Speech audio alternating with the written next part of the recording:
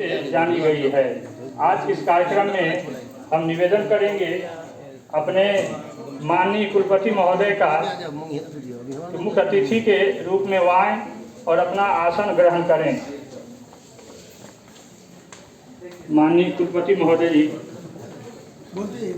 इसके बाद आज के हम लोग के विशिष्ट अतिथि हैं डुमरांव महाराज श्री चंद्र विजय सिंह जी। महाराज आए और अपना आसन ग्रहण करें। आज के इस कार्यक्रम की अध्यक्षता करने के लिए हम लोग के सम्मानित प्राचार्य महोदय एस.सी. पाठक जी साहब से निवेदन है तो अपना आसन ग्रहण करें। और आज के इस विषय के मुख्य वक्ता हैं डॉक्टर बाल मुकुंद पांडे जी, जो राष्ट्रीय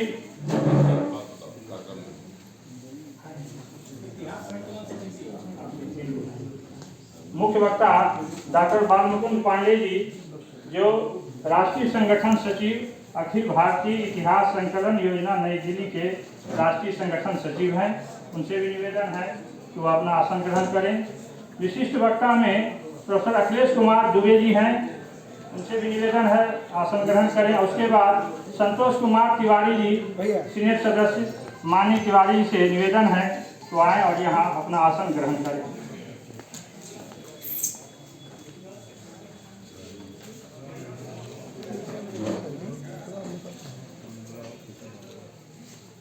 इस कार्यक्रम की अगली कड़ी में दीप प्रज्वलन कर कार्यक्रम का शुभारंभ होगा और सभी सम्मानित महानुभावों से निवेदन है कि दीप प्रज्वलन कर इस कार्यक्रम का शुभारंभ करें।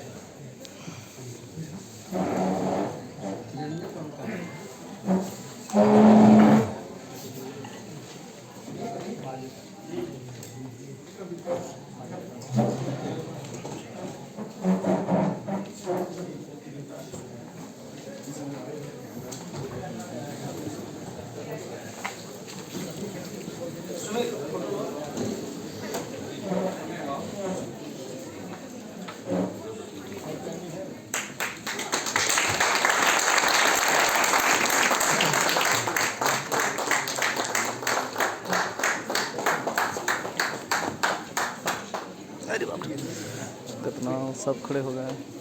दीप प्रज्वलन के बाद कार्यक्रम की अगली कड़ी में फूल माला से सम्मान का कार्यक्रम है। उसके लिए निवेदन है प्राचार्य महोदय से तो कुलपति महोदय का बुके साल से उन्हें सम्मान प्रदान करें।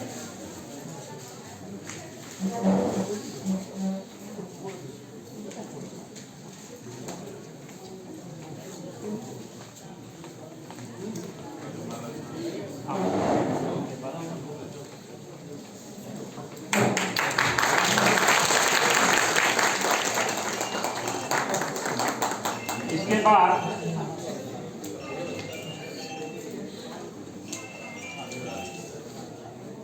यशवंत सर से निवेदन है तो आए और महाराज जी का फूल माला से सम्मान करें।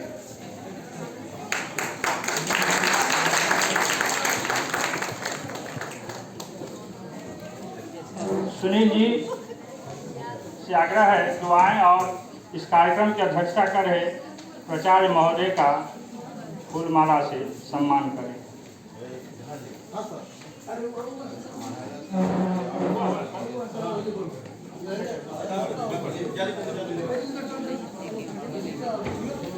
आज के इस ऐतिहासिक क्षण में कुलपति महोदय जी से निवेदन है कि वो अपने हाथ से महाराज जी का सम्मान करें।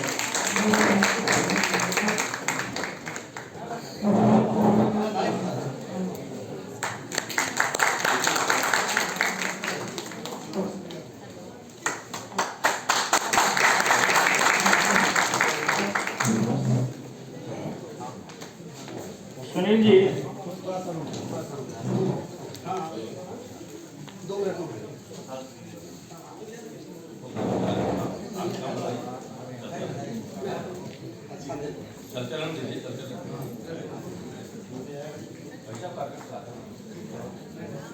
तुलसी की पंक्ति है, विश्वामित्र महामुनि ज्ञानी और हम लोग इसी धरती पर हैं, उसी अलख को लेकर के जी रहे हैं और तलक को जगा रहे हैं। और आज के विशिष्ट वक्ता जो अपनी बातों से हम सबों को अनुग्रहित करेंगे, वह कार्यक्रम के लिए उपस्थित हैं। हम सब उनके आज आभारी हैं। यह महाविद्यालय परिवार आप सबकी गणमय उपस्थिति से ऋणी है। और यह इतिहास के क्षणों में सब दिन के लिए दर्ज होगा। ये क्षण कभी कभी इस महाविद्यालय को उपलब्ध होता है।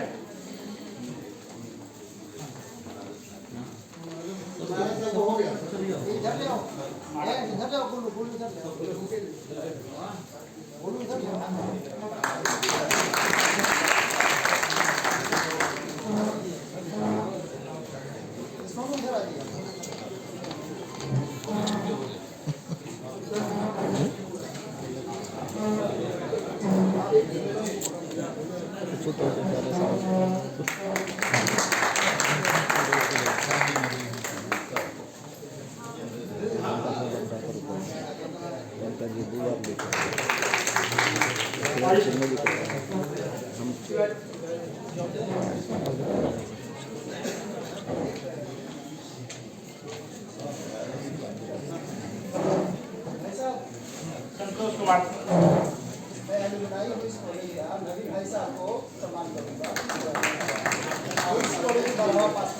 दुबे जी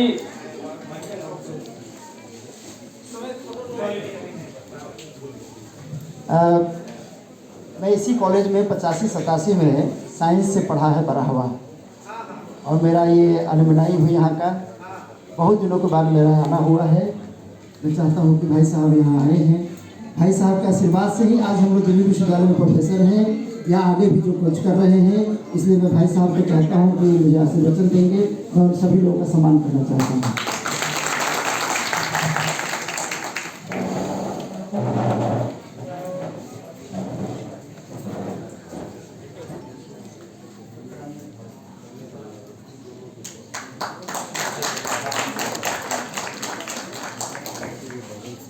वो जगह हमको नहीं दी है, इधर हमेशा आदमी रहता है। अब हम हटाएंगे अब ना अब हटाएंगे नहीं, बैठ गए तो बैठ इस हाफ पर्सन से इधर हमेशा रहता है, इसलिए हम इस तरफ नहीं बैठते हैं। ये हमको डिस्टर्ब करते रहते। अब उधर खाली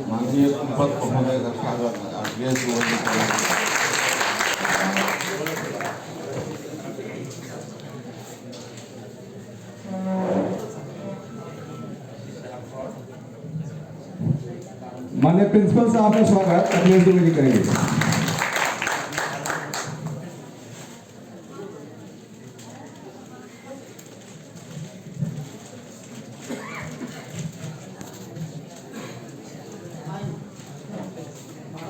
आदरणीय महाराज जी का स्वागत अखिलेश द्विवेदी करेंगे।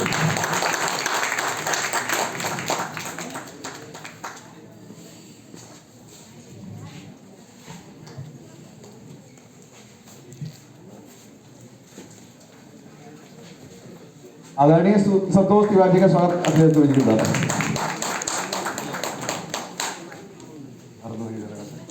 भारत माता की।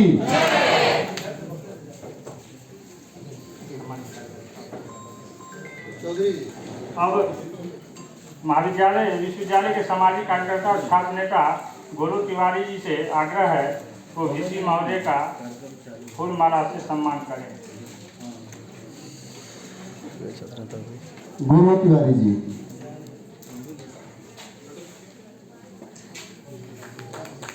बाल मुकुंद पांडे जी का भी वो गोलू तिवारी जी बाल मुकुंद पांडे जी का भी वो सम्मान करें।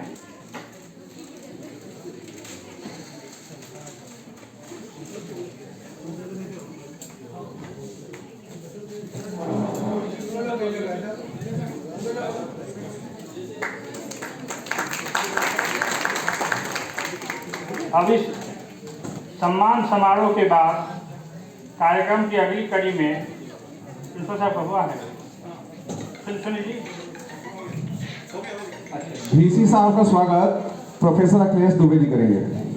संतोष द्विवेदी। संतोष दुबे हमारे भाई हैं, वो भी दिल्ली विश्वविद्यालय प्रोफेसर हैं। आत्माराम सनातन धर्म कॉलेज में हम लोग साथ साथ आए हैं आज बक्सर में। उनको आग्रह है कि वीसी साहब का सम्मान करें। प्रोफेसर संतोष कुमार दुबे।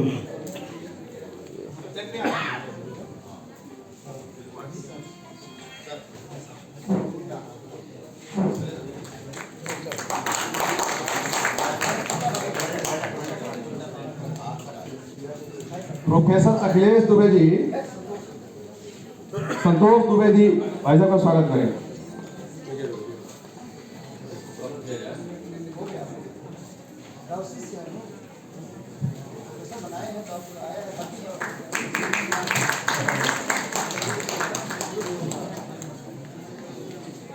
सुनील जी और दयाशंकर जी से आग्रह है कि वो आए और प्रचार जी का सम्मान करें। महाराज का स्वागत सुनील जी प्रोफेसर दयाशंकर जी आए, आप संतोष दुबे जी करेंगे। सम्मान करें। आज के कार्यक्रम का अध्यक्षता कर रहे प्राचार्य महोदय जी का सम्मान करें। सुनील जी आगे बालमुकुंद जी का फूलमाला से सम्मान।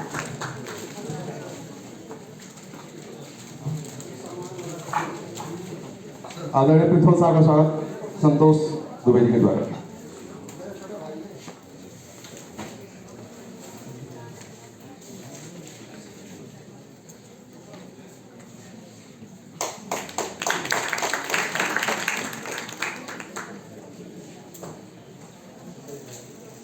इस पुनीत अवसर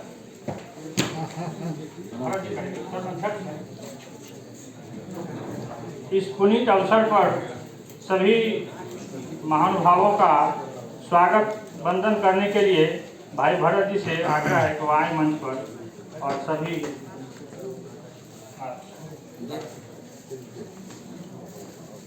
धन्यवाद पंकज जी। मैं सर्वप्रथम सम्मानित मंच को नमन करता हूं और इस सभागार को नमन करते हुए कहता हूं कि खुशियों के सागर के पार आ गए, लगता है हम सभी के गले के हार आ गए। करतल ध्वनि से गुंजा दो इस प्रांगण को, आज की खुशियों के सूत्रधार आ गए। आप सभी एक जोरदार ताली से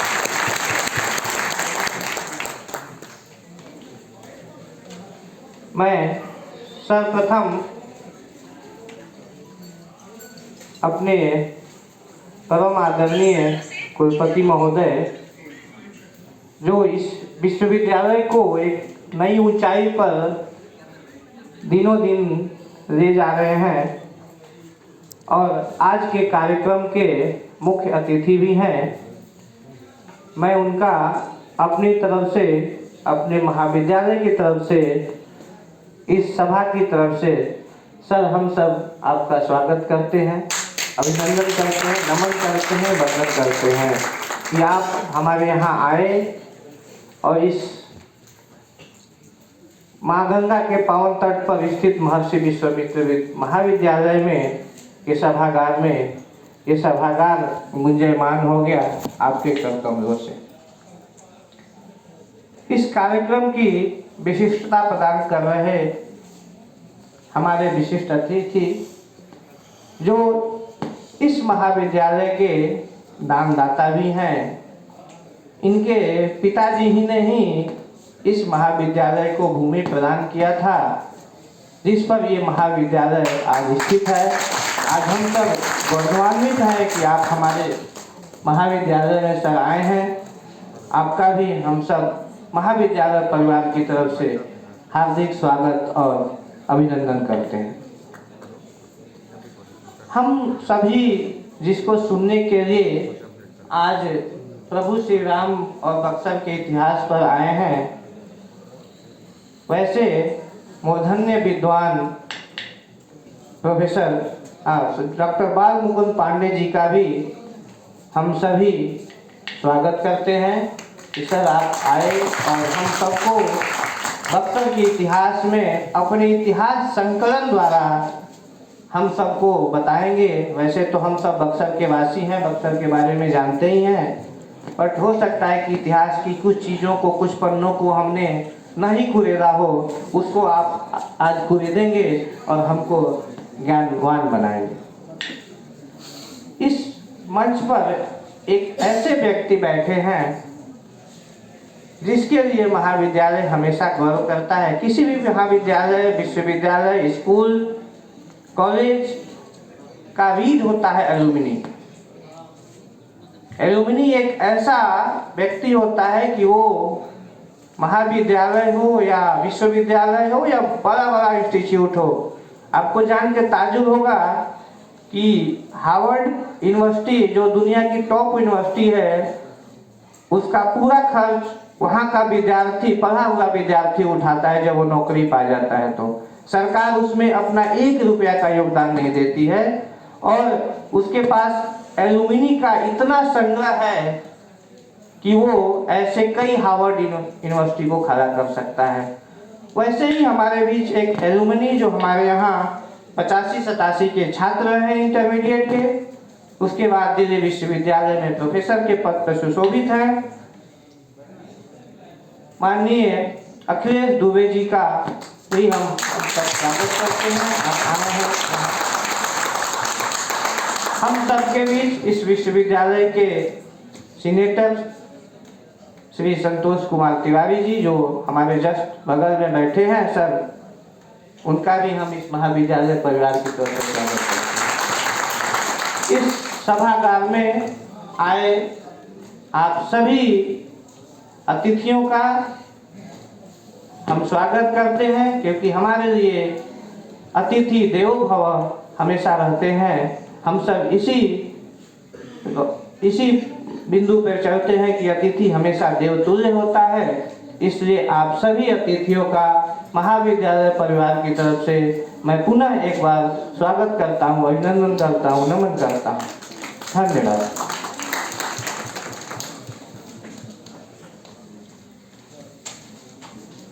इस संगोष्ठी के प्रारंभ में बीज वक्तव्य के लिए हम निवेदन करेंगे प्रोफेसर अखिलेश कुमार दुबे जी से, तो मंच पर आएं और अपना बीज वक्तव्य करें।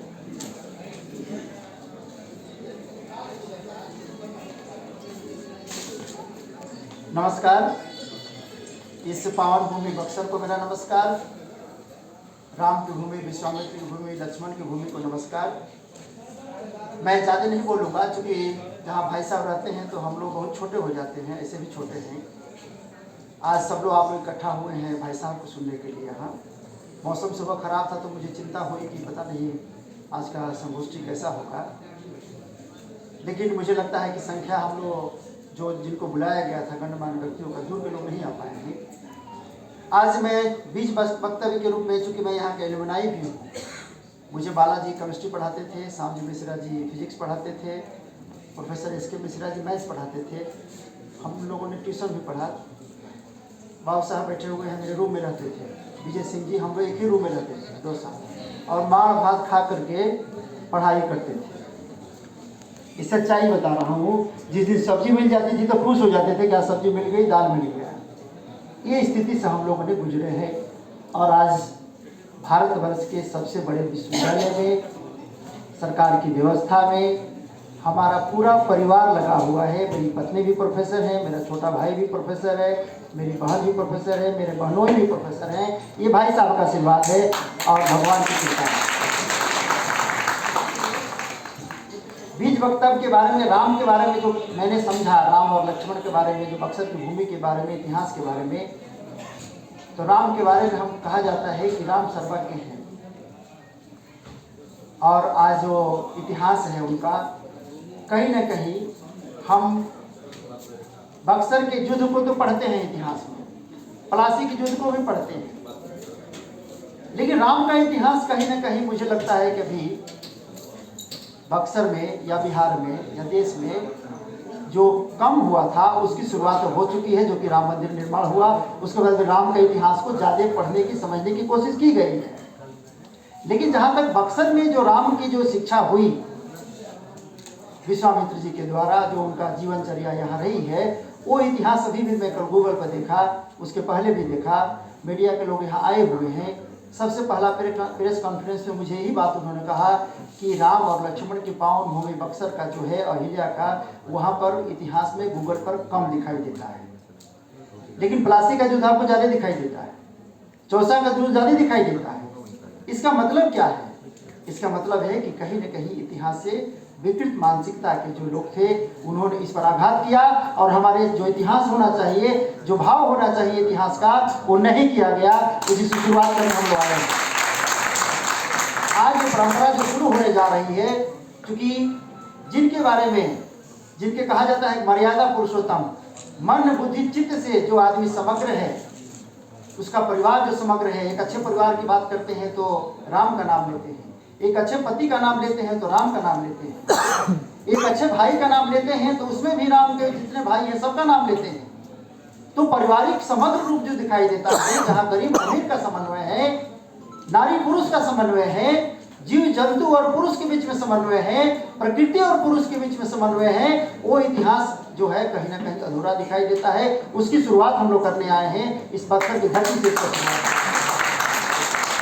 भाई साहब आप लोगों को बहुत विस्तार से बताएंगे, जो राम का इतिहास है, बक्सर का इतिहास है, आज वो प्लासी के युद्ध के चलते नहीं है, वो चौसा के युद्ध के चलते नहीं है, छोटी छोटी घटनाओं के चलते नहीं है, वो राम और लक्ष्मण और विश्वामित्र जी की, अहिल्या जी की धरती है, पावन भूमि है, तपोभूमि है, उसी की धरती है। और उसी धरती का परिणाम है कि इसी मिट्टी में पैदा हुआ मैं संतान आज विश्वविद्यालय के सर्वोच्च पद पर इसी कॉलेज से पढ़ करके और आज विश्व प्रोफेसर बने और भारत की सेवा में लगे हुए हैं। इतिहास संकलन योजना से हम लोग जुड़े हुए हैं। मेरा भी एपिग्राफी फील्ड है, एंशिएंट हिस्ट्री का एक ब्रांच है, उसी में मैं PhD करवाता हूँ। भाई साहब ने मुझे कई कमेटी में जोड़ा, अब हम लोग प्रिंसिपल बनाने जाते हैं, प्रोफेसर बनाने जाते हैं। भाई साहब की कृपा से बहुत कुछ चीज़ें हो रही हैं और इन्होंने बहुत कुछ पढ़ाया हम लोग को। अभी भी जब हम लोग बैठते हैं इनके साथ, आधे घंटे हम लोग बात करते हैं तो ऐसी बातें बताते हैं जो आज तक हम लोग को कहीं ना गूगल पर मिला, ना किताबों में मिला, ना CRL लाइब्रेरी में मिला भारतवर्ष की। क्योंकि इनके पास इतना भंडार है, इतना ज्ञान है और वास्तविक ज्ञान है जो एक एक गांव का इतिहास इनको पता है, और वो हम लोग समझाते हैं। क्योंकि भारतवर्ष में हमने बड़ा बड़ा इतिहास लिख दिया, मुगलों का इतिहास लिखा, दिल्ली सल्तनत का इतिहास लिखा, ब्रिटिशर्स का इतिहास लिखा, लेकिन अभी गाँव का इतिहास नहीं लिखा गया, जिले का इतिहास नहीं लिखा गया, परिषद का इतिहास नहीं लिखा गया, व्यक्ति विशेष का इतिहास नहीं लिखा गया, जो पराक्रमी हुए, जो कभी भी पराक्रम शक्ति के साथ भारत के लिए लड़े, कभी उन्होंने परिक्रमा नहीं किया। लेकिन आज मुझे लगता है कि इसकी ज़रूरत है और यही स्थापित करने के लिए हम लोग आज यहाँ आए हैं। और इसी उद्देश्य से आज की संगोष्ठी का जो हमारा उद्देश्य है, यही उद्देश्य है। मैं ज़्यादा नहीं बोलूँगा क्योंकि आप लोग भाई साहब को कहीं जाना है। आज इनके 3 कार्यक्रम हैं। अभी बलिया विश्वविद्यालय में जाएंगे, वहाँ पे VC के द्वारा आमंत्रण है सब भाई साहब का, बीच में एक और कार्यक्रम है, इसलिए आप लोग ज़्यादा भाई साहब को सुने। मैं एक दिन जरूर इस कॉलेज में आऊँगा, 3 दिन की संगोष्ठी करवाऊँगा जो बक्सर के बड़े इतिहास पर होगा। और आज एक मैं अलुमनाई होने के नाते भाई साहब के आशीर्वाद से एक चीज़ मैं अनाउंस करने जा रहा हूँ। प्रिंसिपल साहब यहाँ मौजूद हैं, सारे शिक्षक लोग हैं, कर्मचारी लोग हैं इस कॉलेज के, कि एक आप लोग योग विद्या के लिए एक अच्छा हॉल बनवाइए, उसका जो खर्चा हो वो मैं निर्वहन करूँगा। जरूर धन्यवाद। बहुत बहुत आभारी दुबे जी आपके इस वक्तव्य से, स्नेह से। हमारे मुख्य वक्ता डॉक्टर बालमुकुंद पांडे जी हैं, उनको तो हम थोड़ा रुक के सुनेंगे। उससे पहले निवेदन करेंगे अपने विशिष्ट वक्ता संतोष कुमार तिवारी जी से, तो आए मंच पर और अपनी बात।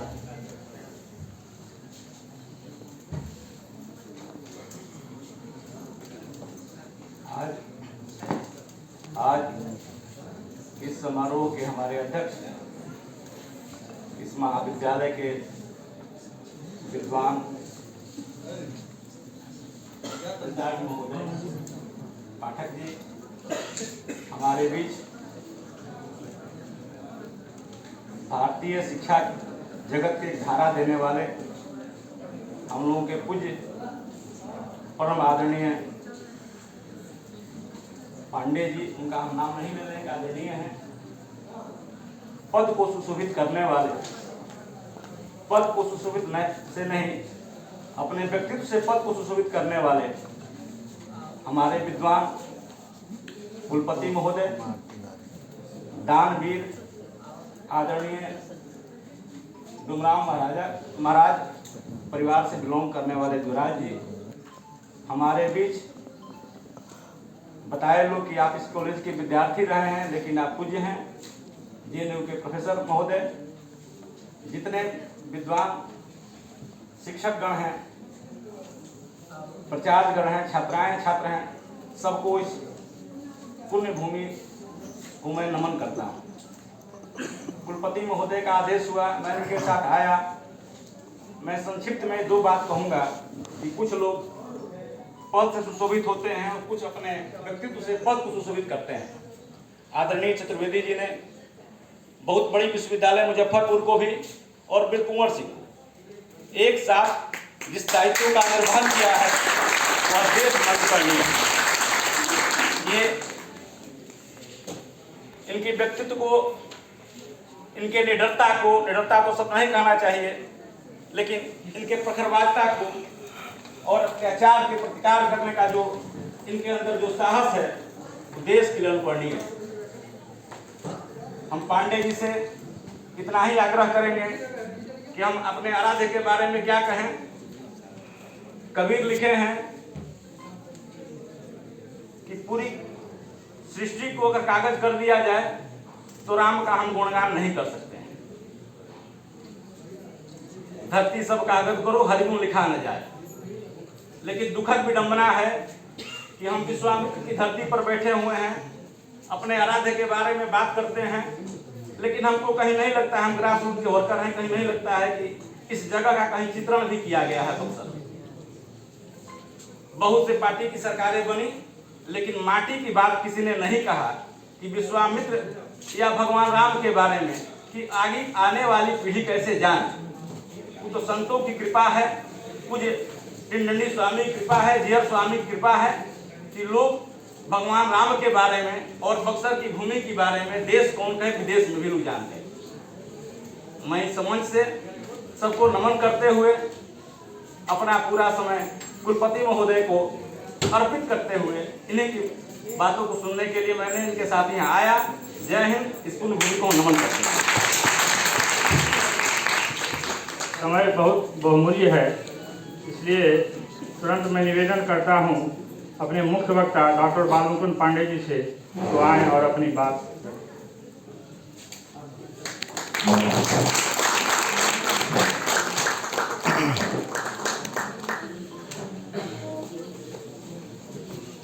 धन्यवाद उद्घोष महोदय।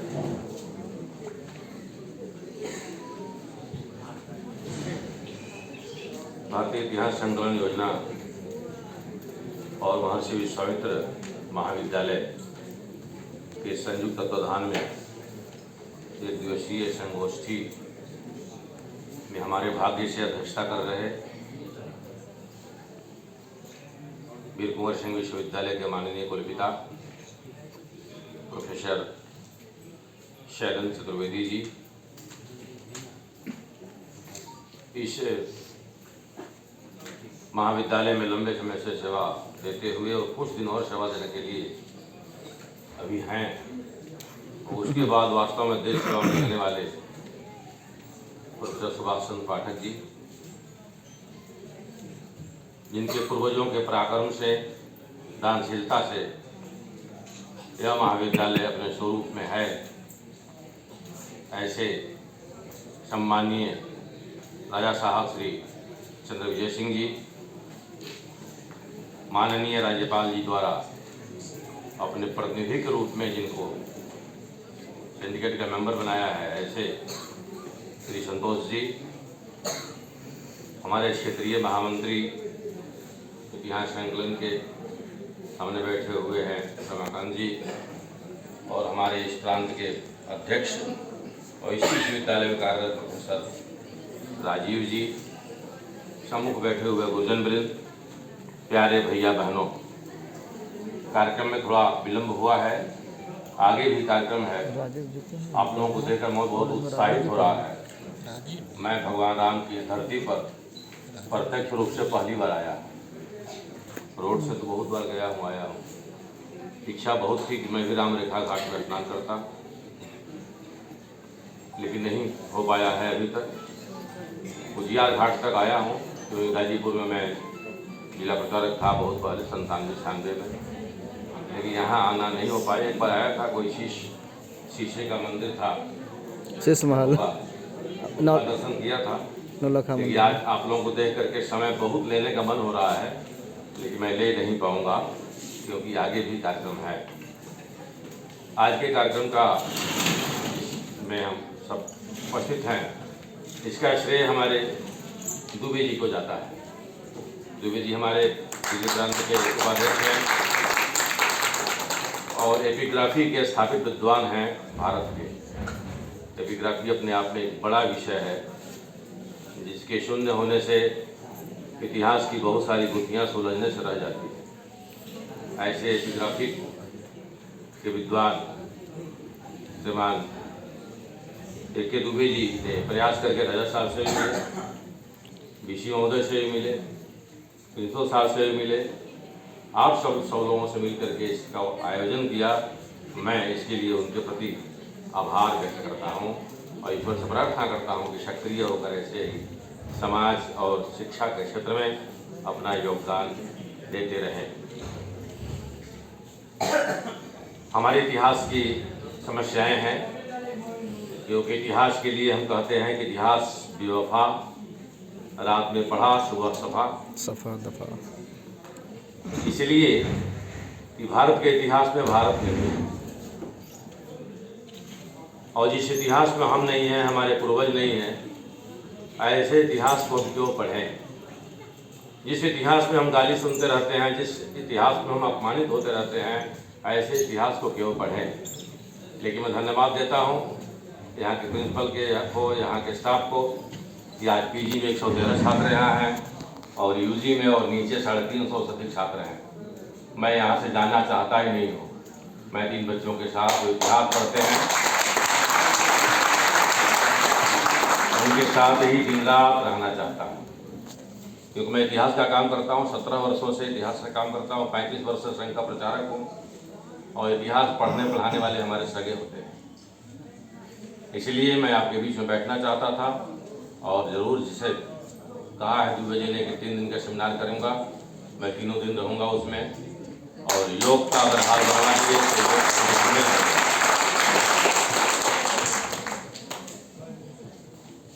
जब भी हम भारत का इतिहास पढ़ते हैं तो इतिहास को सीमित कर दिया जाता है और थोड़ा सा खुदाई पढ़ा करके पूर्व पाषाण काल, पाषाण काल और नव पाषाण काल और फिर गुप्ताज पढ़ा करके और फिर कूद करके चले आते हैं हम मोहम्मद गौरी तक, थोड़ा बहुत गुप्ताज पढ़ा करके, और फिर हम अपमान का इतिहास पढ़ना शुरू करते हैं। मोहम्मद गौरी आकर के मारा, फिर उसके बाद ऐबक मारा, फिर तुलतमिश ने मारा, फिर रजिया ने मारा, फिर बलबन ने मारा, फिर खिलजी ने मारा, फिर लोधी ने मारा, फिर सैयद ने मारा, फिर शेर शाह सूरी ने मारा, फिर मुग़ल मारते आए हमको। कहीं मीना बाजार लगा कर हमारे बहनों को बेच रहे हैं, कहीं चोटी कटवा रहे हैं, कहीं गर्दन कटवा रहे हैं, कहीं जौहर हो रहा है। तो यही पढ़ते पढ़ते हम फिर इंग्लिश मीडियम चले आते हैं और वहाँ फिर वायसरायों का इतिहास पढ़ते हैं। हमारे जो फोर फादर हैं, हमारे पूर्वज हैं, हमारे जो रामायण महाभारत है, हमारे जो पराक्रम हैं, जिसके कारण हम जानते हैं, जिसके लिए अल्लामा इकबाल ने कहा था कि कोई बात है कि हस्ती मिट्टी नहीं हमारी, उस बात को हमारे इतिहास में नहीं पढ़ाया जाता। भारतीय इतिहास संकलन योजना आपके माध्यम से उस इतिहास को ओपन करना चाहता है। पीछे कुछ बंधु बात कर रहे हैं, मोबाइल थोड़ा साइलेंट कर दे तो अच्छा रहेगा, क्योंकि आपका मोबाइल फायर ब्रिगेड से जुड़ा हुआ नहीं है, कहीं आग लगी नहीं है, तो तुरंत जाना जरूरी है। अगर कोई दरोगा बैठे हों तो बाहर चले जाएं, क्योंकि इमरजेंसी में बात करनी होती है। एक समस्या रहती है कि पत्नी वालों के लिए अगर पत्नी का फ़ोन नहीं उठाए तो बीच में सुनना पड़ता है क्यों नहीं उठाए, कहाँ बैठे थे। ऐसे भी कहीं अगर कोई समस्या वाले हों तो थोड़ा आधे घंटे हमको दें, नहीं तो आपके अंदर से उधर से जब आवाज़ आएगी तो इधर से आवाज़ टकराएगी, फिर इको होगा, न मेरी बात आप समझ पाएंगे न आपकी बात मैं समझ पाऊँगा। मुझे क्षमा करें और ज़रा मोबाइल के कान को उमेट कर उसे छलहंत कर दें। सलहम सब चलता अपने वहाँ ना, सलहम से ही साइलेंट बना है। इसलिए आवश्यक है कि अपने पूर्वजों का पराक्रम क्या है हम जाने। विश्वामित्र भगवान दशरथ जी के दरबार में जाते हैं और उनसे कहते हैं कि अपने बेटों को दे दो मुझे, इनको मैं प्रशिक्षित करना चाहता हूँ। गुरुगृह पढ़न गए रघुराई, अल्पकाल विद्या सब पाई। वशिष्ठ गुरु हैं और कुछ दिन में ही उन्होंने सारे विद्या अध्ययन कर लिया। लेकिन आप जानते हैं कि इंजीनियरिंग करने के बाद भी जब तक वो अप्रेंटिस नहीं किया जाता है तब तक इंजीनियरिंग का कोई मतलब नहीं होता। तो थियरी तो पढ़ा दिए थे वशिष्ठ, क्योंकि वशिष्ठ को धनुष बाण चलाते हुए किसी ने नहीं देखा है और न ही धनुष बाण देते हुए देखा है। धनुष बाण दिया है विश्वामित्र ने। तो अप्रेंटिस कराने के लिए या उसका ट्रेनिंग कराने के लिए विश्वामित्र जब दशरथ जी से राम लक्ष्मण को मांगते हैं तो दशरथ जी नाराज हो जाते हैं। कहते मैं 1 सेकंड भी अपने बच्चों को अपने आंखों को ओझल होने देना चाहता हूँ और तुम मांग ले जा रहे हो। तो वशिष्ठ जिससे विश्वामित्र और वशिष्ठ का संघर्ष था, लेकिन उस संघर्ष के बाद भी वशिष्ठ राम जी से के पिता दशरथ से कहते हैं कि बहुत सही आदमी आया है और यहाँ पर अप्रेंटिस अच्छा है और यहाँ पर प्लेसमेंट भी ठीक है, इसलिए इनको दे दो। ये बहुत अच्छे इंस्टीट्यूशन चलाते हैं और वो इंस्टीट्यूशन बक्सर में है। तो ऐसा इंस्टीट्यूशन बक्सर में आज से नहीं है कि चौसा का युद्ध और बक्सर का युद्ध और शेरशाह सूरी और इनके बहुत पहले बहुत कुछ था। और उनको जो ले करके आते हैं वशिष्ठ, मन मशोष का दशरथ जी देते हैं, लेकिन यह जानते हुए कि यह पुत्र घर से निकलेगा तभी वो कुछ हो पाएगा। कुमार विश्वास कहते हैं कि राम जब बन गए तो राम बन गए। और ये बहुत पुराने, मैं भी बिहारी हूँ, जन्म से बिहारी हूँ, कक्षा 8 तक बिहार में पढ़ा हूँ। चंपारण मेरा घर था जो गंडक नदी में चला गया, फिर भी गंजक नदी हमारे लिए पूज्य है। अब हम लोग यूपी में शुरू से आकर रह गए, एक कक्षा 8 तक वहीं पढ़ा था और वहाँ हम लोगों ने पढ़ा था कि ज्यों निकल कर बादलों की गोद से थी एक बुध का आगे बढ़ी, सोचने जी में लगी आह घर छोड़कर मैं क्यों बढ़ी, देव मेरे भाग्य में है क्या बता, मैं बचूंगी या मिलूंगी धूल में, या जलूंगी गिर अंगारे चुपड़ी कमल के फूल में। उसी समय एक सुंदर हवा बही आसमानी, एक सुंदर सीप का मुँह था खुला उसमें पड़ी मोती बनी। हमेशा आदमी को जब घर छोड़ना होता है तो वो झिझकता है, लेकिन घर छोड़ना ही, घर को छोड़ना ही मुदलों कुछ और ही देता है। घर जो घर छोड़ता है वही कुछ कर पाता है। घर तो पालन पोषण का अच्छा केंद्र होता ही है, लेकिन घर छोड़कर राम जी निकले, लक्ष्मण के साथ निकले। रास्ते में राम जानकी मार्ग है, इसी मार्ग में आता है जो जनकपुर तक जाता है। आज भी राम जानकी मार्ग का औचित्य है और इतिहास के पन्ने में उसको खोजने की आवश्यकता है कि बस्ती जिले तो कबीरनगर जिला हो गया, वहाँ एक गांव है धनघटा। दशरथ जी ने इतना ज्यादा धन लुटा दिया कि वहाँ धन घट गया और फिर वहाँ बारात रुक गई और फिर दोबारा दूत गए अयोध्या से, फिर वहाँ धन लेकर के आए और फिर लुटाते हुए गए। आज भी धनघटा नाम है। ये व्याघ्र शर है, इस पर क्यों नहीं लिखते हम? राम रेखा घाट है तो उस पर क्यों नहीं लिखते, क्यों नहीं पढ़ते? अगर हम विद्वान लिखेंगे तो पत्रकार भी छापेंगे, पत्रकार छापेंगे तो जनता जानेगी, लोग जानेंगे और अपने पूर्वजों पर गुमान होगा। ऐसे राम जानकी मार्ग को पकड़ के जब आ रहे थे, जब बारात जहाँ रुक गई थी सीता जी को लेकर के, वहाँ आसपास चने की खेती बोई जाती थी और उस चने के खेती में सीता माता जी जब गई तो उनके पैर में चने का खूंटी गड़ गया था, उसे खून निकल आया था और उससे गांव के लोग इतने दुखी हुए कि कसम खा लिए कि हम चना बोएंगे ही नहीं। त्रेता युग की बात है। अब ताजुब होगा कि आज भी चरखी गांव में 25 किलोमीटर तक हाईवे पर चने नहीं बोए जाते, चाहे वो हिंदू हो चाहे मुसलमान हो, कोई नहीं बोता। इतने हिस्टोरिकल रूट्स आपके पास हैं, लेकिन हम राम के उस इतिहास को भूल गए, हम बक्सर के उस इतिहास को भूल गए, हम राम जानकी मार्ग के उस इतिहास को भूल गए। अकबर बाबर को और प्लासी का युद्ध और इसका युद्ध और उसका युद्ध पढ़ करके अपने बच्चों का भी मस्तिष्क खराब किया और अपना भी मस्तिष्क खराब करके गुलामी के वातावरण में हम जी रहे हैं। इसके लिए आवश्यक है कि राम और बक्सर पर एक सेमिनार, 3 दिन का सेमिनार हो। एक सिम्पोजियम से कुछ नहीं होने वाला। हम देखते हैं कि रास्ते में एक और जगह पड़ता है, उसका नाम दोहरी घाट है। घाट तो एक ही होता है, दोहरी कैसे हो गया? वहां 2 हरि मिलते हैं। वाल्मीकि रामायण में धनुष टूटने के बाद नहीं आते हैं हमारे परशुराम। वाल्मीकि रामायण में धनुष टूटने से पहले ही 2 हरि एक साथ मिलते हैं, राम और परशुराम, इसलिए उसका नाम दोहरी घाट है।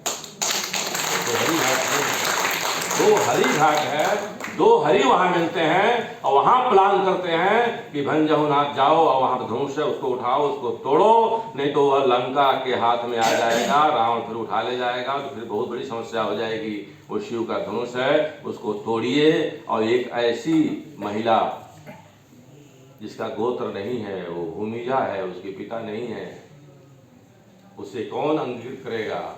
उसे राम ही अंगीकृत कर सकता है। वह राम जो रास्ते में अपने ही पश्चाताप के कारण शिला बनी हुई अहिल्या को सामाजिक प्रतिष्ठा दिलाने के लिए तैयार रहता है, ऐसे राम ही एक तत्व है ऐसा।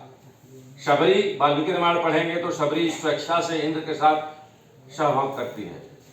तुलसी रामायण में तो बहुत सारे आदर्श हैं, लेकिन वाल्मीकि रामायण में अपनी इच्छा से अहिल्या संभोग करती है, लेकिन उसको पश्चाताप होता है, क्योंकि 3 जगह आदमी हमेशा पश्चाताप करता है।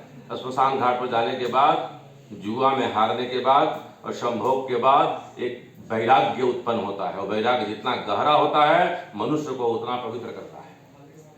वह वैराग्य अहिल्या माता को होता है और वह जड़वत हो जाती है, वो पत्थर हो जाती है। पत्थर मतलब साहित्य में तो पहाड़ कहा जाता है, पत्थर मतलब, लेकिन वो जड़वत हो जाती है और उसको जाकर के भगवान राम सामाजिक प्रतिष्ठा दिलाते हैं। ऐसे नारी प्रिय, ऐसे माताओं के प्रिय भगवान राम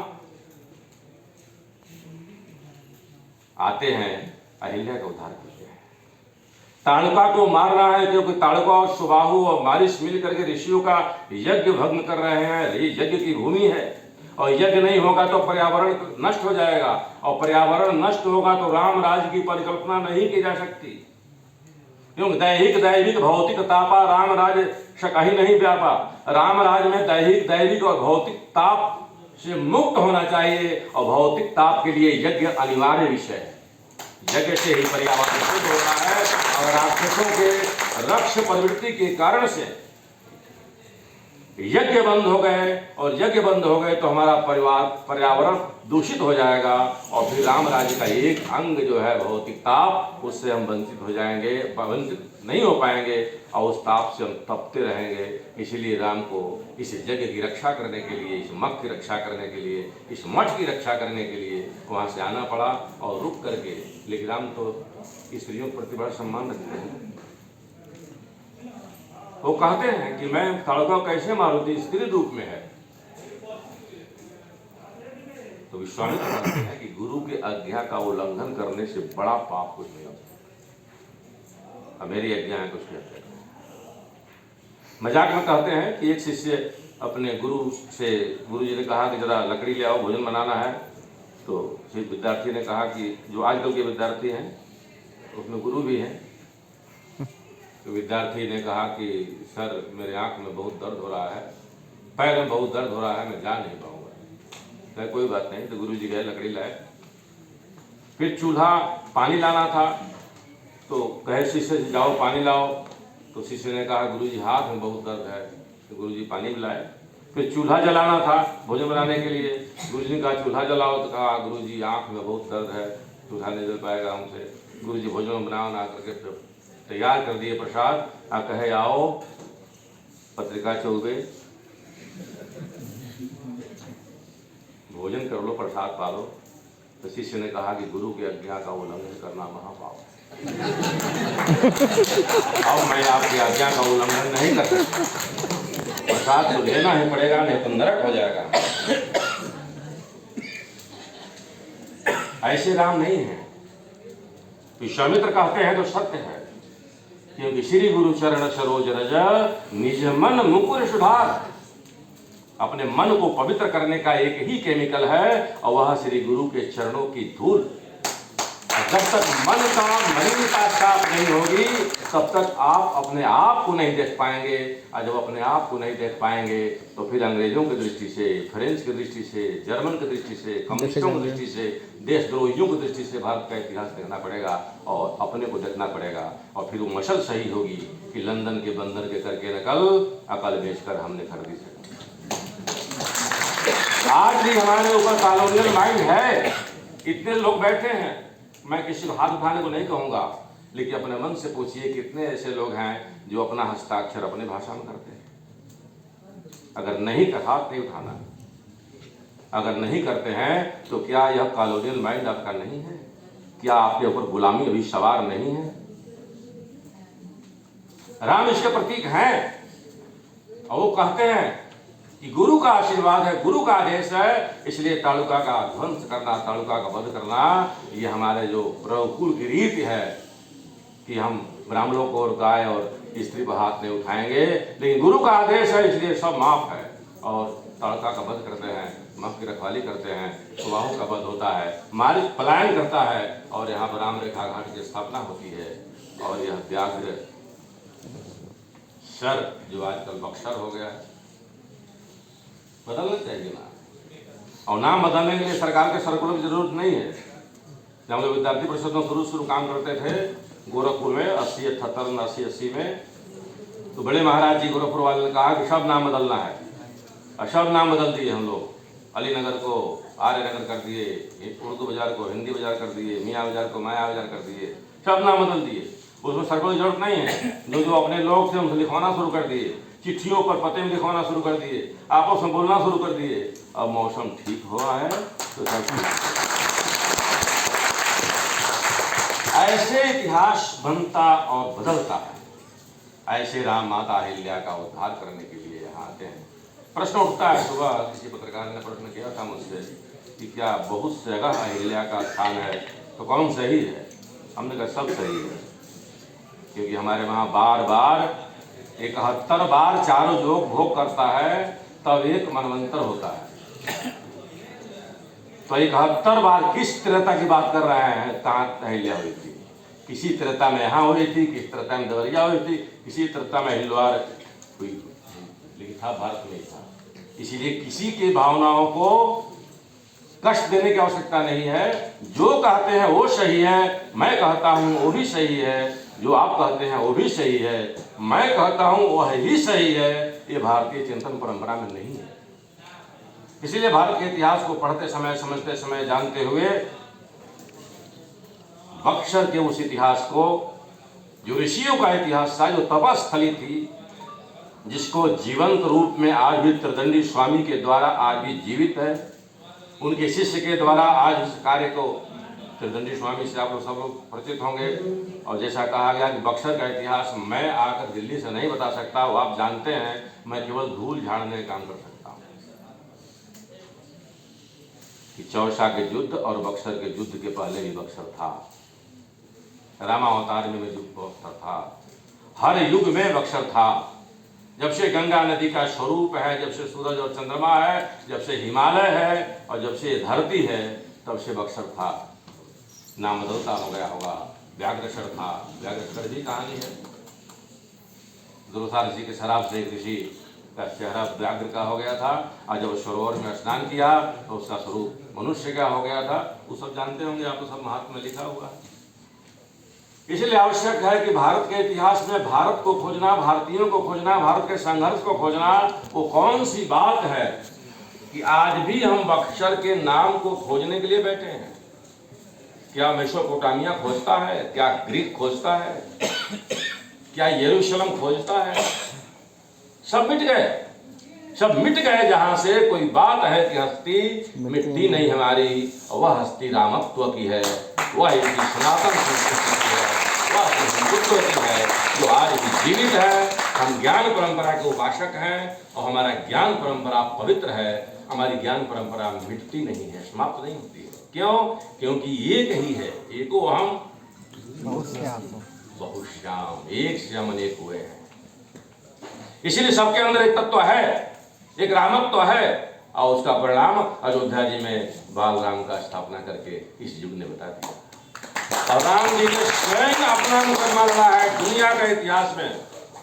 राम ने स्वयं अपना मुकदमा लड़ा है और भारत का सुप्रीम कोर्ट ने राम को जजमेंट दिया है कि आपका जन्मभूमि यही है, आप यहीं स्थापित होंगे। ये दुनिया के लोगों के लिए तमाचा है और आपके लिए गर्व का विषय है।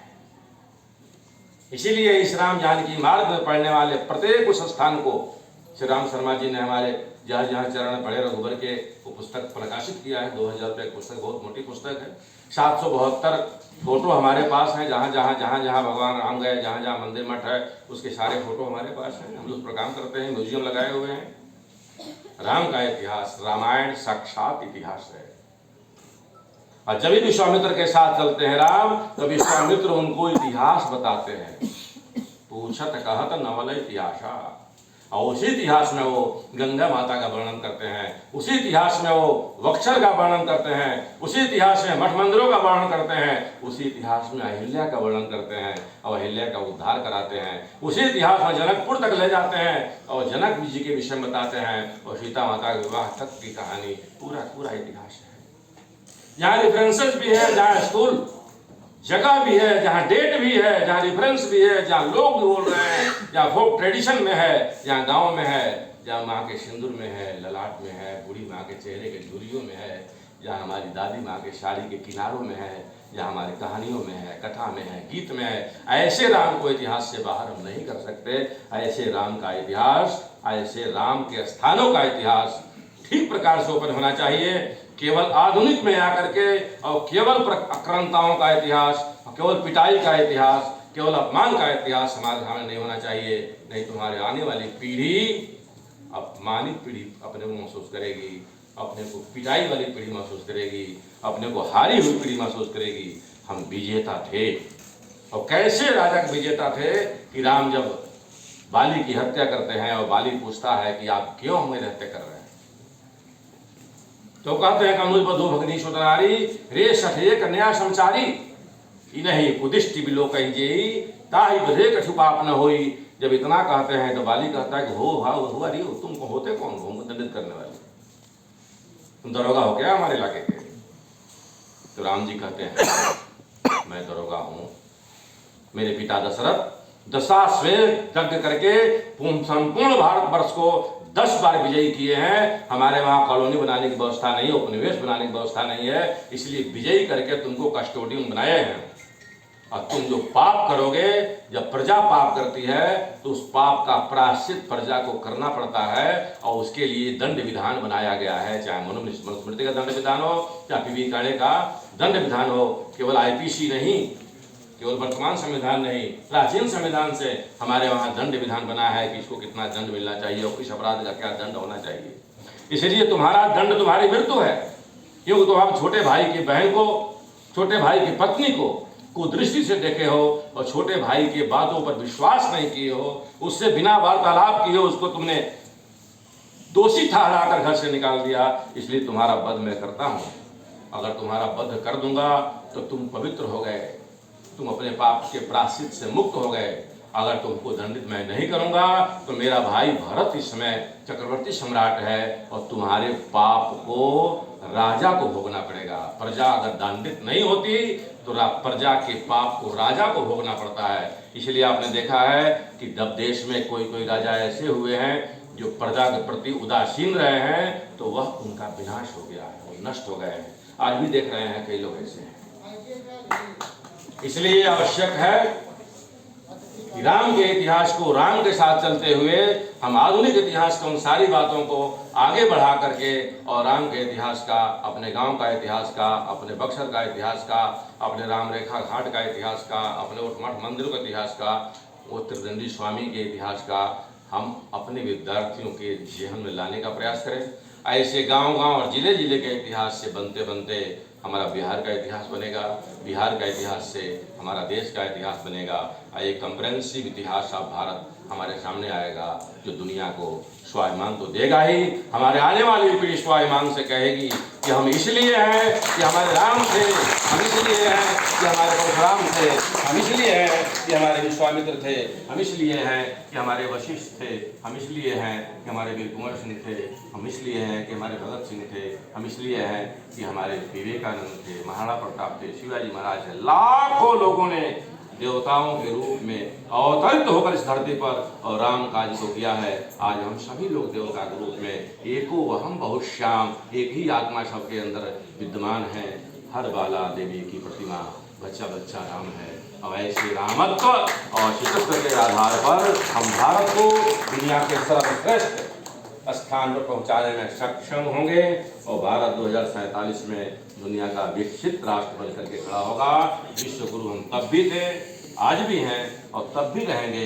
एक अंतिम बात करते हुए कि अपने जीवन का उद्देश्य क्या है, विद्यार्थी बैठे हैं इसलिए मैं इस बात को आपके सामने रखकर बात समाप्त करता हूँ। हमारे जीवन का उद्देश्य क्या है, हम पैदा क्यों हुए हैं? जितने लोग बैठे हैं ना, सबके बाल काले हैं, कुछ रंगा के हैं, कुछ बिना रंगाए हैं, लेकिन बिना रंगाए जब थे तब काले थे। लेकिन 7 अरब लोग दुनिया में रहते हैं और 7 अरब प्रकार के कालापन होता है। 2 आदमी के बाल एक रंग के नहीं होते, 2 आदमी के थंब इम्प्रेशन एक समान नहीं होता, 2 आदमी के आंख के रेटिना एक तरह की नहीं होती। इसलिए भगवान हमको विशेष काम के लिए बनाया है। वो काम कौन सा है, ये खोजने की आवश्यकता विद्यार्थियों को है। क्योंकि जब बच्चा पैदा होता है तो दुनिया में किसी कोने में पैदा हुआ हो, चाहे फ्रेंच में, चाहे जर्मन में, और चाहे बक्सर में, चाहे केरल में, चाहे तमिलनाडु में, चाहे भाषा उसकी कुछ भी हो, रोता है कुहा कुहा करके। वो फ्रेंच में नहीं रोता, वो जर्मन में नहीं रोता, वो तमिल मलयालम में नहीं रोता, भोजपुरी में नहीं रोता, वो रोता है संस्कृत में। वो कहता है कोहम कोहम कोहम कोहा कोहा कोहा। माँ उसके स्तन से दूध मिला देती है, चाचा उसके लिए गुनगुना लाते हैं, बाबा उसके 3 पैसा गाड़ी ला देते हैं, कोई टाफी खिला देता है और फिर वो प्रपंच में भूल जाता है। जो उसका प्रश्न है वो मर जाता है। हमारे विद्यार्थियों को प्रश्न नहीं मरना चाहिए, प्रश्न पैदा होना चाहिए, प्रश्न खड़ा होना चाहिए और उसमें प्रश्न खड़ा होना चाहिए कि हमारे आचार्य पढ़ने लग जाएं। ये जो विद्यार्थी प्रश्न करता है तो आचार्य को उत्तर देना पड़ता है। और आचार्य को उत्तर देने के लिए आचार्य तो देव है, देवता है, देगा ही। इसीलिए कहाँ से देगा, तो तपस्या करेगा। और तपस्या कहाँ करेगा, तो ग्रंथ के पास जाएगा या अपने गुरु के पास जाएगा। आचार्य गुरु का भी उत्थान होगा और हमारा भी उत्थान होगा और देश का भी उत्थान होगा। मैं कौन हूँ, यह प्रश्न मरना नहीं चाहिए। ये प्रश्न का उत्तर मिलता है, लेकिन तब मिलता है जब हम मरने लगते हैं, जब उल्टा श्वास हो जाता है। जब उल्टा श्वास होता है तो एक स्वर निकलता है, वह स्वर होता है, वही संस्कृत में होता है, वह होता है सोहम सोहम सोहम। मैं वही हूँ, मैं वही हूँ। कि जिसको पहले पता चल जाता है तो राम हो जाता है, कृष्ण हो जाता है, विवेकानंद हो जाता है। ऐसे सारे बच्चों से, सारे माँ बहनों से, भाइयों से मेरा प्रार्थना है कि इतिहास केवल जीएस के लिए नहीं पढ़ना। इतिहास केवल एमए में 55% ला करके और पीएचडी करके, गुरुजनों की सेवा करके, दिल्ली यूनिवर्सिटी के चक्कर लगा लगा करके, बीसी से मिलजुल करके कि हमको कॉन्टेक्चुअल पर रखवा दीजिए, हमको एडहक पर रखवा दीजिए, इसके लिए इतिहास नहीं है। पैसा कमाना है तो बहुत सारे पत्थर पीटने के और लोहा पीटने के व्यवस्थाएं हैं, उसमें जाइए। मनुष्य बनना है तो इतिहास पढ़िए, पूर्वजों को स्वाभिमान करना है इतिहास पढ़िए, इस राष्ट्र को महान बनाना है तो इतिहास पढ़िए। क्योंकि जो इतिहास नहीं पढ़ता वो मेंटल केस होता है। जिसका इतिहास भूल जाता है उसको डॉक्टर पागल कहते हैं। अगर डॉक्टर ने पूछा आपका नाम क्या है, आपने कहा जगदीश है, जमुना है या सुरेंद्र है, तो डॉक्टर कहेगा 54 नंबर कमरे में जाओ, वहां मानसिक रोग इसलिए अपना इतिहास याद रखना।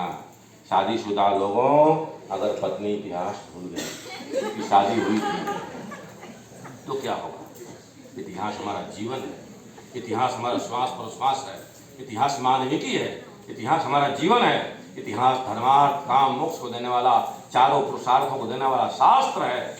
इतिहास बहुत कोमल है, इतिहास का पेट बहुत बड़ा है, इतिहास का मुंह छोटा है। इतिहास के एक हाथ में कालगणना है, एक हाथ में पवित्र कलश है जो ज्ञान का कलश है। नहीं, ज्ञान सदृशम पवित्र में विद्यते। ऐसे पवित्रता के साथ पुनर्मनुभव की परिकल्पना को सार्थक करने वाला इतिहास विषय है। मैं आपसे प्रार्थना करने आया हूँ, फिर आऊँगा। सबको हाथ जोड़कर प्रार्थना करता हूँ कि इतिहास केवल क्लासरूम का नहीं, घर घर का विषय है, बेटे बेटी का विषय है, माँ का विषय है, बहन का विषय है, पीढ़ी का इतिहास है, घर का इतिहास है, नदी का इतिहास है, जमीन का इतिहास है, धरती का इतिहास है, गीत का इतिहास है। और जहाँ इतिहास नहीं है वहाँ विनाश है, विनाश है, विनाश है। धन्यवाद।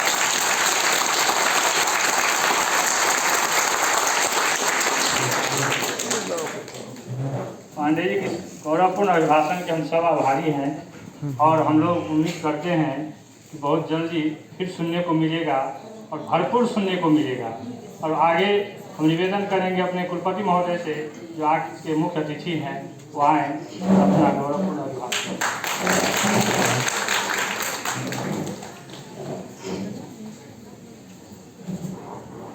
बहुत बहुत धन्यवाद। मंचासीन इतिहास के मार्तंड मनोज्ञ मूर्धन्य भाई भानुकुंज जी, महाराजा डुमराव, चंद्र विजय जी, भाई अखिलेश दुबे जी, जिनकी वजह से प्रोग्राम आज चल रहा है, हमारे विश्वविद्यालय के सीनेटर श्री संतोष तिवारी जी, सामने बैठे हुए रमाकांत जी और हमारे विश्वविद्यालय के और आपके अध्यक्ष, आप सभी लोगों के, और भी साथ में हमारे कई प्रोफेसर्स दिखाई पड़ रहे हैं विश्वविद्यालय के और महाविद्यालय के कर्मचारी दिखाई पड़ रहे हैं, मीडिया के कर्मी लोग, और इस महाविद्यालय के प्रधानाचार्य, अंग्रेजी भाषा के विद्वान श्री सुभाष पाठक जी, आप सभी को इस प्रांगण में एक कुलपति की हैसियत से मैं साधुवाद देता हूँ। आप लोग यहाँ आए, आपको बहुत बहुत कोटि धन्यवाद देता हूँ। बात करूँगा, अभी बहुत सी चीज़ें आपने इनसे सुनी, बहुत सी चीज़ें सुननी बाकी हैं। इनके बाद कुछ कहने के लिए विशेष रह नहीं जाता। क्षमा प्रार्थी, सबसे पहले इस बात का हूँ कि मेरी वजह से प्रोग्राम काफ़ी देर से स्टार्ट हो, मैं मंच से क्षमा मांगता हूँ, लेकिन कुछ गलतियाँ बाकी लोगों की भी रही। प्रोग्राम किसी दिन 11:30 से स्टार्ट होना था, फिर कभी बताया गया 11 बजे से स्टार्ट होगा, फिर 10:30 बजे से स्टार्ट होगा, आते आते 10 बजे कर दिया गया।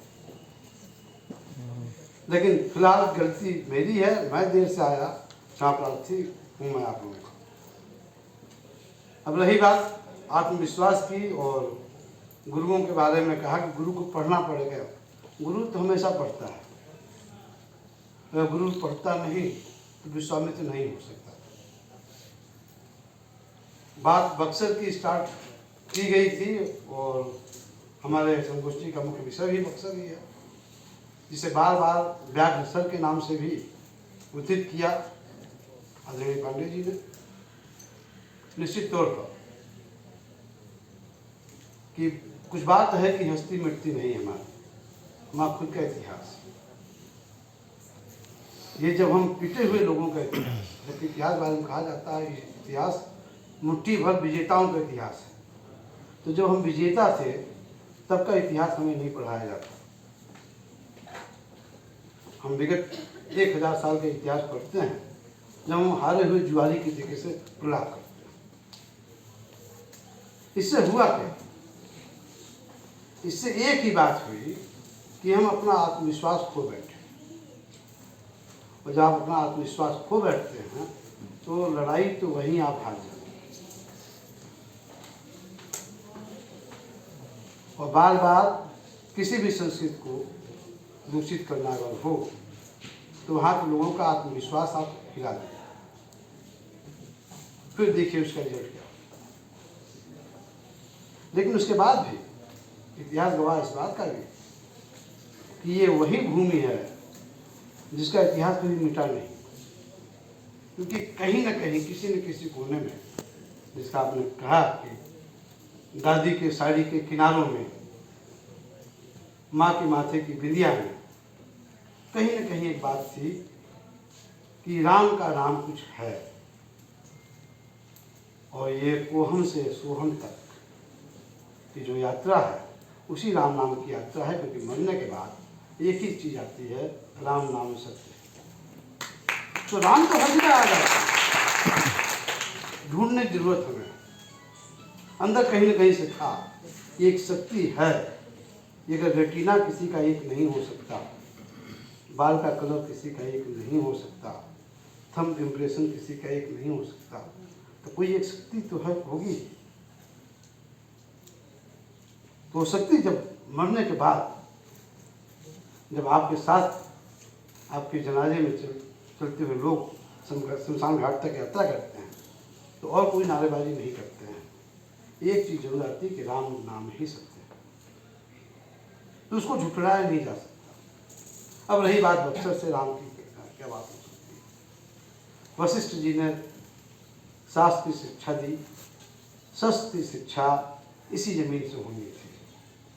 वह एक इतिहास है पांडे जी, यहाँ का बड़ी विचित्र इतिहास है। आप ये भी देखें ताकि वो कौन सी ऐसी शक्तियाँ रही हैं भारतीय इतिहास की, जो कि इर्द गिर्द मगध एम्पायर सोकाज कर लीजिए या आधुनिक बिहार कर लीजिए, इसी के आसपास है। जब गांधी को गांधी बनना था तो उनको बिहार आना पड़ा। समग्र क्रांति होनी थी, बिहार से स्टार्ट होनी थी। आप देखते जाइए कहाँ कहाँ से राम को, जब रावण से लड़ने के लिए, जिसे आप अप्रेंटिस का नाम दे रहे थे, शस्त्र की शिक्षा लेनी थी, और जब पहला टेस्ट था ताड़का वध का, तो भी बक्सर से ही हुआ। तो इतिहास की एक रेखा, जिसे आप राम रेखा भी कर सकते हैं। अगर हम टेस्ट ढूंढने जाए तो हमें यही से मिल जाएगा। विचित्र है, इस परंपरा को बिहार ने आज तक संजोए रखा। यहाँ तक कि बिहार से तो बड़ी विडम्बना भी है। देखिए कि मगध का जो साम्राज्य था वो सेंट्रलाइज ब्यूरोक्रेसी का था। नदी के इस पार सेंट्रलाइज ब्यूरोक्रेसी, नदी के दूसरी तरफ सबसे पहला गणराज्य। दोनों विधाओं के जनक हम ही हैं, क्योंकि राजा जनक यहीं से थे। शस्त्र शास्त्र, जिस आप आरण्यक की बात करते हैं, तो वो आरा डिस्ट्रिक्ट का ही प्राचीन नाम, वो अरण्य प्रदेश था, उसे कहा जा सकता। शस्त्र और शास्त्र दोनों यही से लगभग है। और ये हमारी ताकत रही है। जैसे आपने कहा कि कॉलोनियल इंफ्लुएंस में आपने पूछा कि कितने लोग अपना सिग्नेचर हिंदी में करते हैं। बात हिंदी और इंग्लिश की तो अपनी जगह पे है। हमने पैदा क्या किया, हमने मजबूरी में इंग्लिश लिखना सीखा, हमने मजबूरी में इंग्लिश पढ़ना सीखा, और हमने मजबूरी में पढ़कर भी इसी भाषा से उनका जवाब देना भी सीखा। ये हमारी इंटेलिजेंसिया, खासकर बिहार की इंटेलिजेंसिया मैं हमेशा नमन करता हूँ कि जिस रूप में गए, जहाँ भी गए, उन्होंने अपना परचम लहराया। आज आप देखिए कि छठ पर्व बॉम्बे में कैसे धूमधाम से मनाया जा रहा है। और ये संस्कृति आज की नहीं है। ये जब अशोक ने ताम्रलिप्त बंदरगाह जब एक अपने बेटे को महेंद्र और बेटी संगीता भेजा, तो सांस्कृतिक जो विजय पानी थी अशोक को, भारतीय संस्कृति की जो विजय होनी थी, वो उस वक्त भी था। क्यों? क्योंकि कलिंग जीतने के बाद भी अशोक ने छोड़ा नहीं था। जिस राम ने बात कही कि राजा दशरथ ने 10 बार सुमेध देख करके पूरे सकल जम्बूद्वीप को अपने अधीन किया, और राजा का न्याय ही सर्वोपरि होता है। अगर हम दंडित नहीं करेंगे तो हम इसके भागी हुए। एक बात और कही जाती है राम के बारे में कि राम ने मर्यादा से अलग होकर कोई काम नहीं किया। किस बात की मर्यादा? अब देखिए राम ने कहाँ कहाँ सूत्रपात किया नई चीज़ों का। इस राम ने कहा कि शास्त्र बताते हैं कि नारी के ऊपर अस्त्र नहीं उठाए जा सकते, लेकिन राम ने तो उठाया। क्यों? क्योंकि गुरु शिष्य परंपरा वहां पे इसका इंटरप्रिटेशन अलग है। जब बाली और सुग्रीव के पर्सनल मैटर में उन्होंने इंटरफेयर किया तो उसका भी इंटरप्रिटेशन अलग हो गया। अहिल्या को जब तारीफ किया तभी उसका इंटरप्रिटेशन अलग था। और जब विश्व विजयी उस वक्त तत्कालीन सबसे अधिक ज्ञानवान रावण को अस्त्र उठाना हुआ, वो भी ब्रह्म हत्या ही थी, उस वक्त ही राम ने की। तो राम ने जहाँ जरूरत पड़ी, जो उस युग और परिस्थिति की देरी थी, उसकी मांग थी, समाज के हित में था, समग्रता के लिए था, राम के नाम के लिए था, समाज के नाम के लिए था, पूरे भारत देश जम्बूद्वीप के लिए था, सकल विश्व के लिए था। उन कार्यों को राम ने संपादित किया। और चूंकि बक्सर से शिक्षित हुए थे तो ये तो होना ही था, ये तो होना ही था। रही बात गुरु की, तो गुरु, ये सही बात है कि आज की तारीख में बहुत बड़ा चैलेंज होता चला जा रहा है, क्योंकि किसी जमाने में जिज्ञासा जो मरनी नहीं चाहिए, अब जिज्ञासा के लिए लोग नहीं आते, क्योंकि जिज्ञासा शांत करने के लिए गूगल आपके पास मौजूद है। शिक्षक यहाँ पर बोलता है, सामने चेक कर लिया जाता है कि सही बोल रहा है गलत बोल रहा है। बहुत बड़ा चैलेंज होता चला जा रहा है। अब शिक्षक को गूगल से अधिक जानना होगा, क्योंकि गूगल पे भी जो कुछ चीज़ें हैं वो इंसानों के द्वारा बनाई गई, गूगल से भी गलती होती है। और गूगल से कीमती जब शिक्षक अपने आप को साबित करेगा तभी वो गुरु कर रहा है। वही बात आत्मविश्वास की, तो एक उदाहरण दूँ।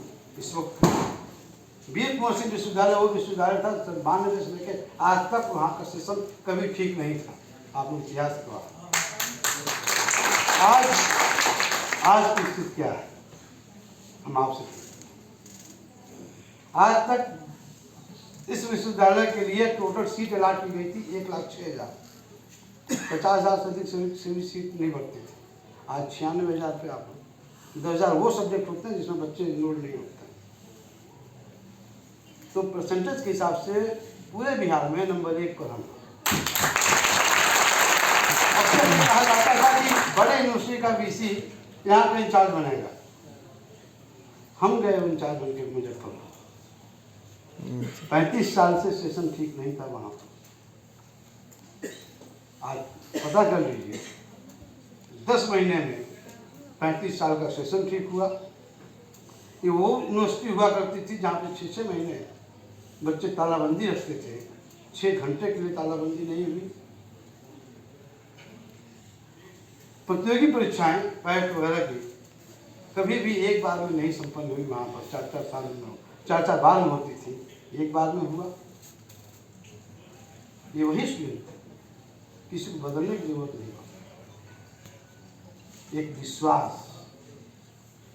कायम हुआ, विश्वास में संवाद स्थापित हुआ छात्रों और कुलपति के बीच में, कुलपति और शिक्षक के बीच में, शिक्षक कर्मचारी के बीच में, सभी के द्वारा समग्र जो व्यवहार किया गया उन्नयन के लिए, उसी का नतीजा। तो विश्वामित्र की नगरी, विश्वामित्र की धरती, राम का गुरुकुल, अगर यहाँ से ये चीज़ नहीं अलग नहीं लगेगी तो लगेगी कहाँ से? यही कि अप्रेंटिसशिप के लिए जो आपने कहा, उसके बाद प्लेसमेंट राम का ऐसा होता है कि राम आज भी राम, इतने युग बदले, त्रेता द्वापर कलयुग सब कुछ हो, लेकिन राम राम है। और उनको राम बनने के लिए, पहली बार प्रैक्टिस करने के लिए बक्सर आना पड़ा। यही व्यक्तित्व महानता है।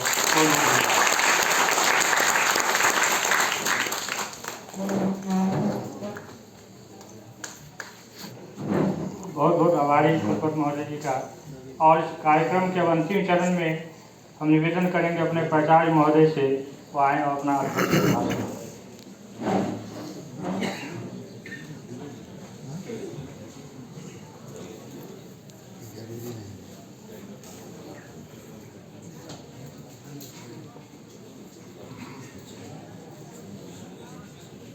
उत्तरायणी गंगा के तट पर स्थित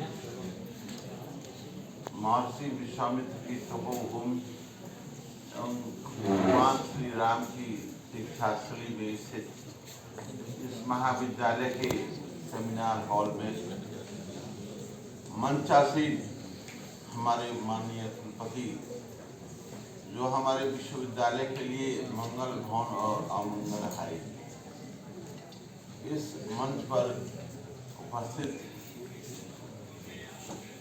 श्री मुकुंद पांडे जी जो इतिहास संकलन योजना भारतीय इतिहास संकलन योजना के सचिव हैं और इस महाविद्यालय को होम दान करने वाले डुमराम महाराजा साहब,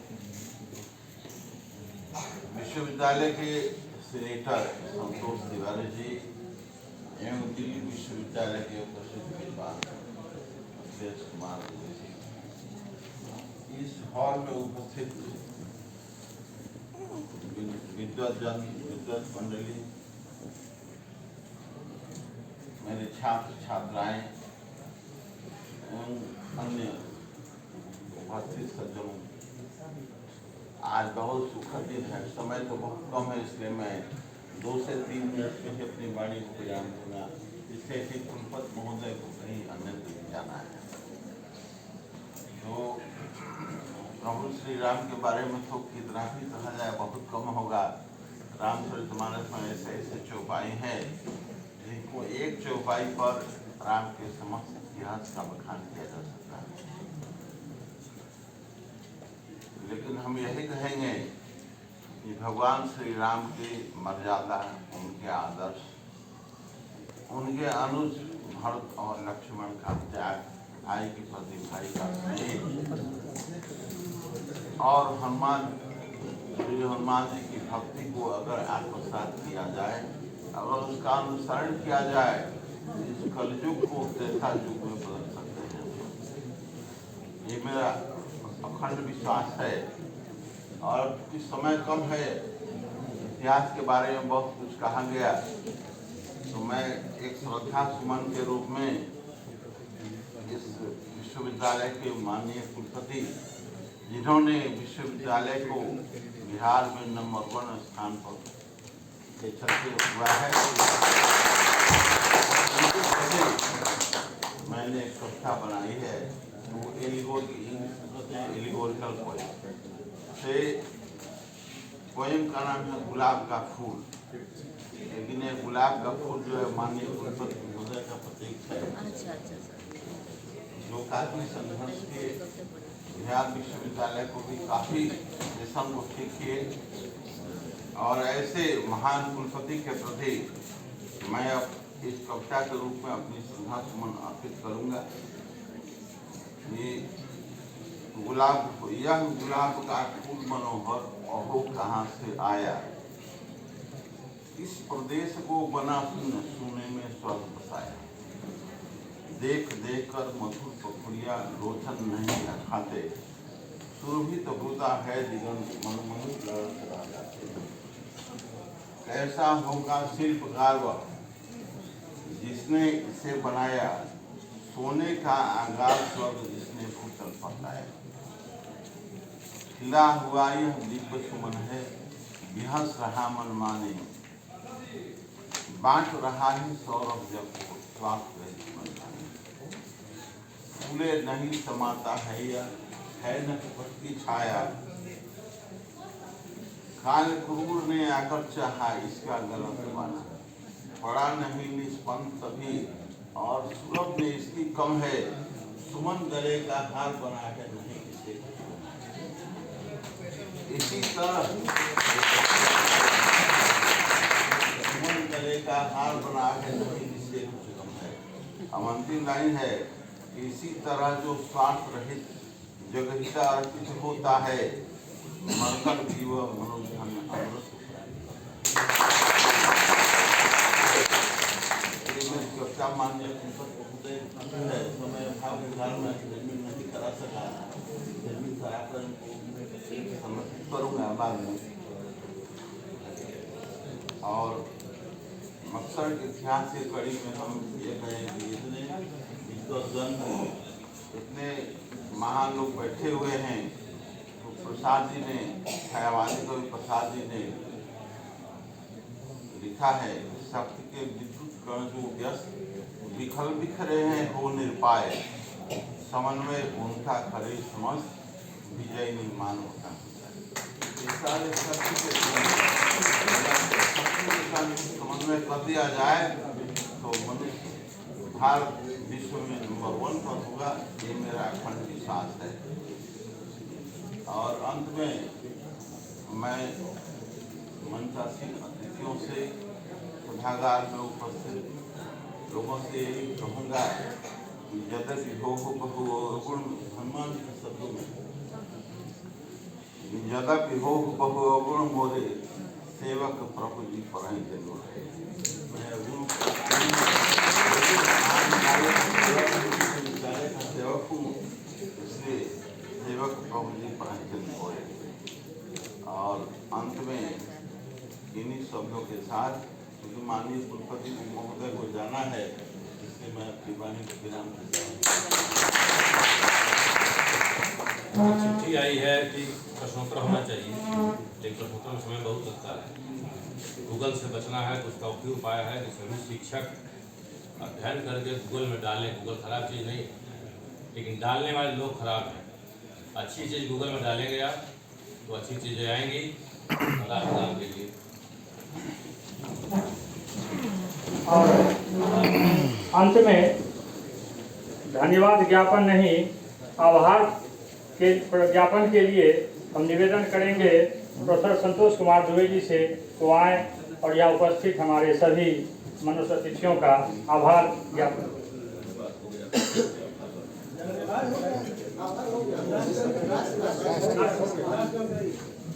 राष्ट्रगान होगा।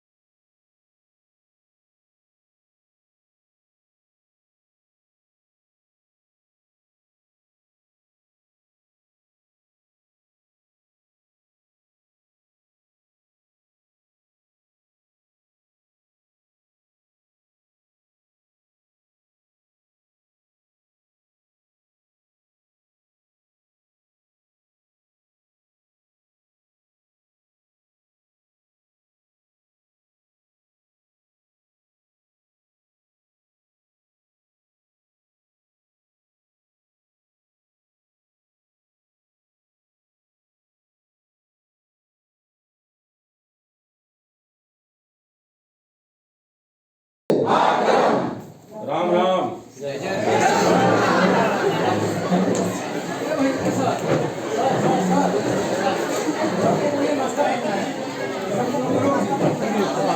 छात्राएं बैठे हैं, नाश्ता की व्यवस्था है।